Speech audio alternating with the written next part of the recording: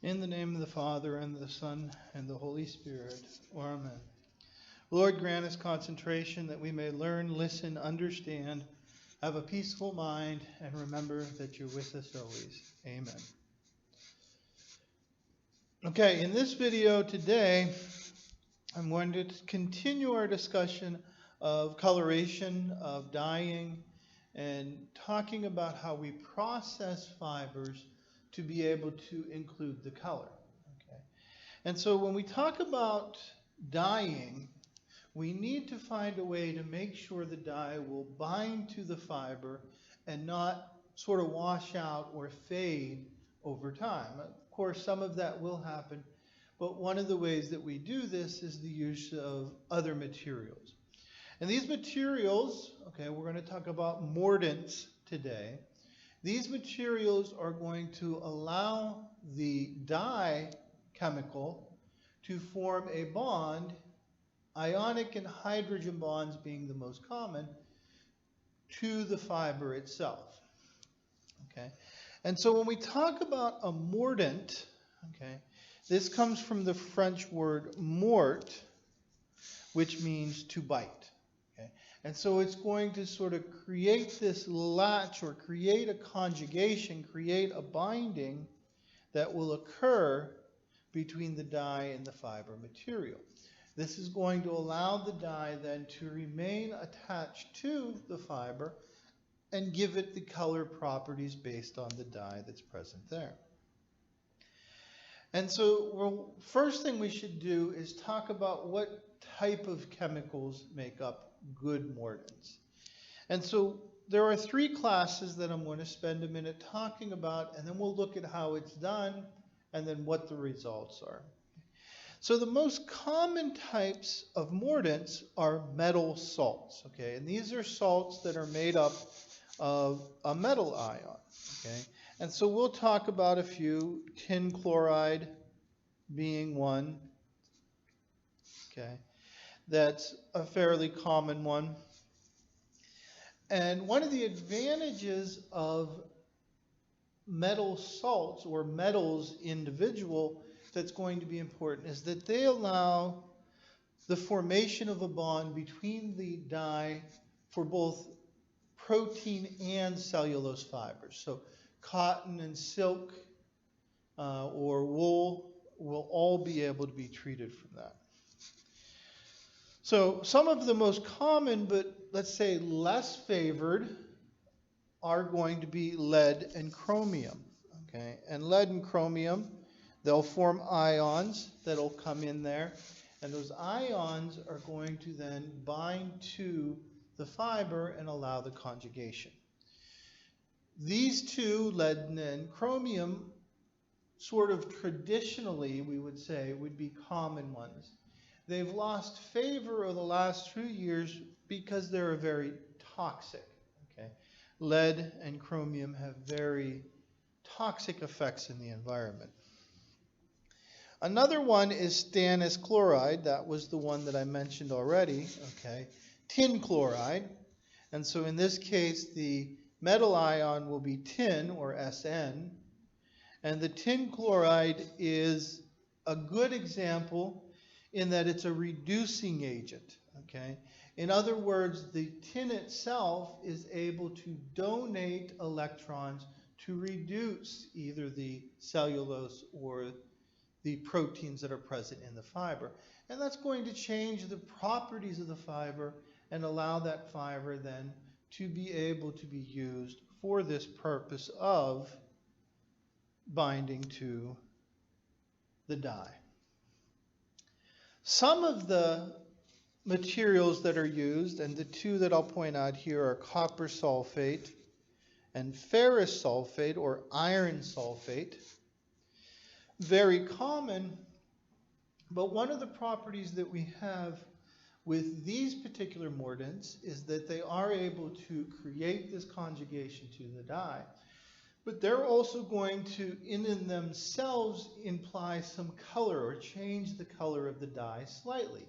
So they're very reactive metals, and they're going to potentially slightly change the color of the dye. Think of copper. We've already talked about copper in its potential use as a dye itself, giving a blue color. Okay? Think of iron. Think of iron oxide. Rust. Okay? It has a very strong orangish color. So they're able to then react with the dyes and cause the changes and bind the dye. Okay? And so the next one is alum. Alum, aluminum sulfate, or potassium aluminum sulfate. These are metals, probably the most common type for household type of dyeing, simply because it's a very common, it's a cooking material that we also use in cooking for some of its properties. So in this case, the metal ion is going to be involved there. And again, I mentioned iron sulfate and copper sulfate with those properties there.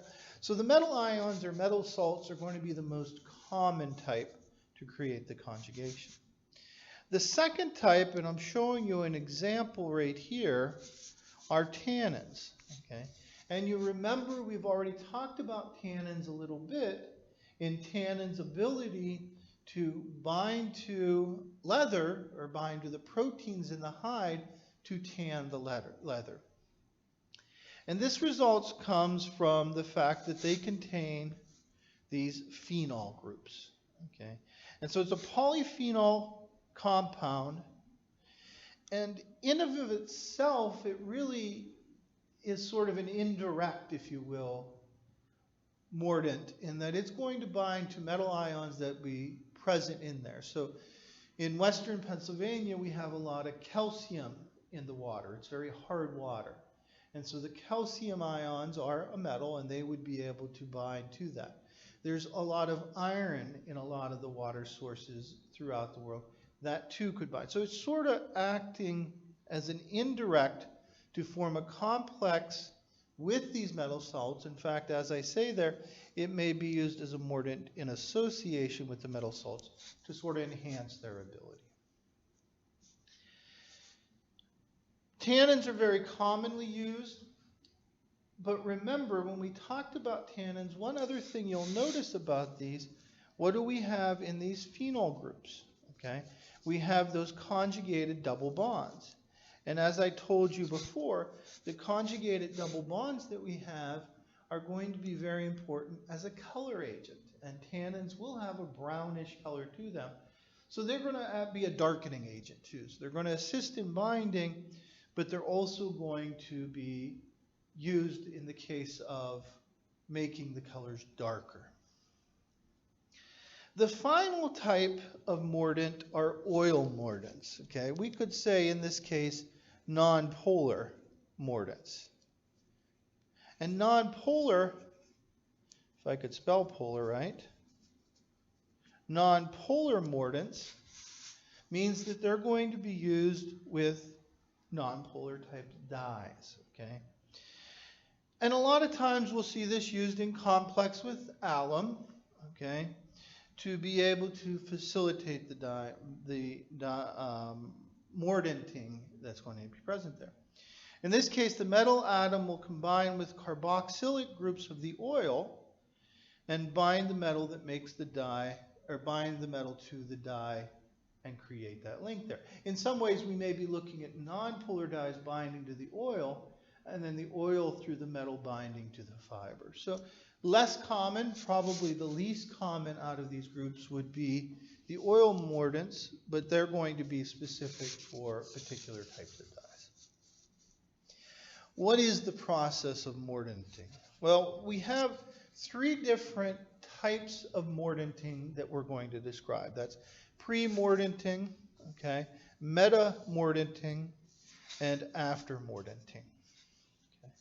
Pre-mordanting is exactly that, is that you take the fibers that you're going to dye, either spun or in fabric, woven or knitted fabric, and you're going to soak the material in that mordant to allow it to react with the fibers itself. Typically, this is done at a warm temperature, 60 to 70 degrees Celsius. Keep in mind, 100 degrees Celsius would be boiling water. So we're darn near boiling water, very hot temperature that we're doing this at. In this case, it creates a complex to the fibers that will allow them to react. One of the advantages of pre-mordanting is that the mordant may bind to the dye. And if it binds to the dye by mixing the mordant and the dye together, pre-mordanting means that the mordant will be attached to the fiber rather than sort of binding to the dye. So that's typically done. I think pre-mordanting, from what I've read, is the most common method of doing that. The second type is meta-mordanting. And in this case, the mordant and dye are added at the same time. So we're going to add, for example, metal ions into the dye itself, and then the mordanting and the dyeing will occur at the same time. This is often used, I guess the most common from what I've seen would be with iron as the mordant. And the iron itself can impart some color change to that. So if you want a darker or a more brownish color added with your dye, mordanting with iron at the same time can apply that. Notice too here that when we do mordanting, meta-mordanting, this is at a higher temperature. Okay? And so the higher temperature is going to cause changes, most likely to prevent the dye alone from binding to the mordant and allow the mordant to act on the fiber and the dye and link them together. The final type is after mordanting. And so after mordanting is done, as the name implies, dyeing the fabric is done first, and afterwards you would mordant, or adding the mordant compounds are afterwards. And so it's going to fix the dye on there. The dye is already partially attached to the fiber. After mordanting will result in a stronger conjugation, a stronger binding of the dye. And so give you that. Notice in this case, this is the lowest temperature. Okay. I didn't give times with the other one, but I note here 15 minutes. It probably is most significant here because it would be the shortest mordanting time too. So the lowest temperature, shortest time, that allows the sort of completion of the dyeing process, if you will. After mordanting, like meta-mordanting, generally is involved also will change the color slightly. So if you're going to want a different slight change to the dye color, you may choose to do after mordanting. Okay. Well, what happens whether we do it before or we do it after? Well, what's happening here is we're forming a conjugation between the metal ion, in this case aluminum shown here, okay, and the polar groups on, in this case I'm showing you the protein, this would be wool or silk, for example, okay, and that's going to form a complex there. So the bonds that are formed are actually formed between the metal and the protein and between the metal and the dye. Okay. The same thing is sort of seen here on the bottom with respect to carbohydrates, cellulose, and their binding. Same sort of thing. The metal is forming a bond to the fiber and the dye is forming a bond. So it's creating this sort of bridge that's going to hold the dye onto the fabric. Now this last picture over here is giving you sort of a close-up here, and I like this picture for two reasons. The first reason is it shows you differences in the process. It's basically the same process, but it shows you in the case of using metal ions, iron in this case, where it's forming.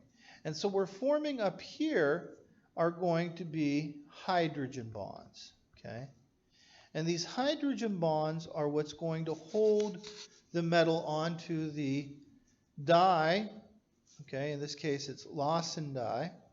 And it's also going to attach to the proteins on the bottom. Same thing down on the bottom where we see those hydrogen bonds. These may also be ionic bonds, in particular with proteins, because the proteins may have ionic amino acids that could be reacting there. Okay. Depending on the temperature, if we do a higher temperature, lower temperature, and how that changes that, these may actually form some covalent bonds also. Not very common, but when we're looking at this, that is a possibility. Okay. And so this is creating that bridge between the fiber and the dye to allow the dye to attach. Thank you for listening to this video. Hopefully you understand Mordants a little better now. If you have questions, please post them on the Schoology discussion board page and/or contact us to get answers. Thank you.